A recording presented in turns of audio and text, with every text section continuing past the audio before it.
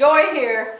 This is the day after yesterday. Yesterday was the day that I told you I was going to try and experiment with the S-curve that is usually the center back of any pattern that I make for myself. Because of my round back, I have to usually curve the pattern out this way at the top, and because of my sway back, I usually curve the pattern in this way for my sway back, so it ends up looking like an S on the back. Well, when that happens, and the fitting people will tell you, especially Cynthia Guffey, that when you have a curved back, you cannot have a straight seam placed on the center fold on the back of your pattern.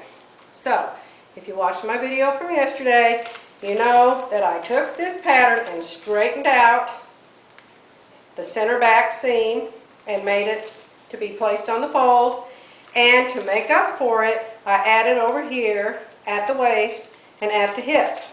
So I would have more room over here since I had to take a little bit of room out of here when I straightened it out. And the reason for this is, and I bet my top is making you drunk, isn't it? It's the craziest pattern. Here's the polka dots I made. Now this is the one that had the center back seam. And you can see down that center back that those polka dots look absolutely horrible, sewn up with seam like that. And I have other blouses that look really bad too that way.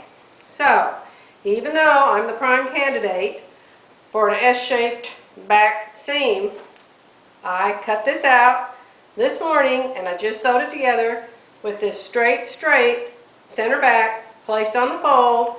And if you can see it, this fabric's absolutely wild. I know it almost moves by itself. But I'm going to show you. I'm going to turn, and you can see, hopefully, that it fits my back just fine. Now this is a knit. This is a pretty slinky knit. But this is a knit too. See? The one I have on is a little bit slinkier than that one. But still, I think it fits my back very, very well. It curves into my neck very well. It fits in here. It still has the sway back correction. It still has the correction where I brought this together right here. That's how you do the sway back correction. And the reason you know that you need the sway back correction is if I did not have it, my side seams wouldn't be straight. Let me see, what would they do? They probably come forward. Would they come forward? Let me see, if you drop the center back down, that would probably swing the side seams forward. Okay? So, the way you know you fixed your sway back is when you've taken the tuck in the paper, palm or plush. Let me just say something really quick. If any of you are fans of silhouette patterns and Peggy Sager's, I have to apologize for her. I love her. I watch all of her videos. I think they're really, really good, and I think she's very, very generous in the information she shares.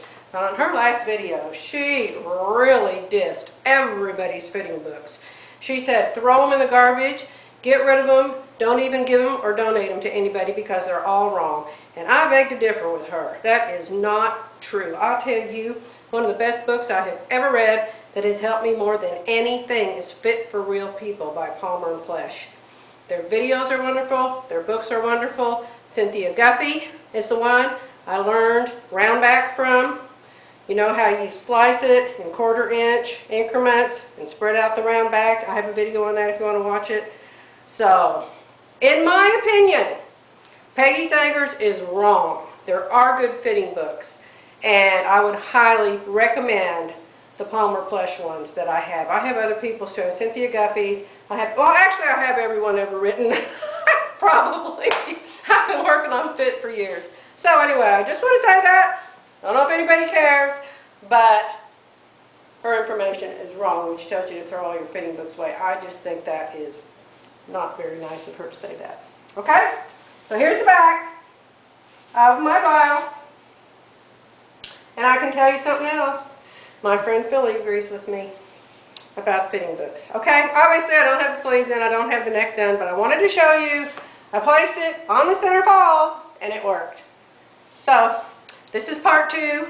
Part 1, you can find on YouTube, and that's the end of it. I'll post pictures of this on my blog today, when I get it done, or tomorrow.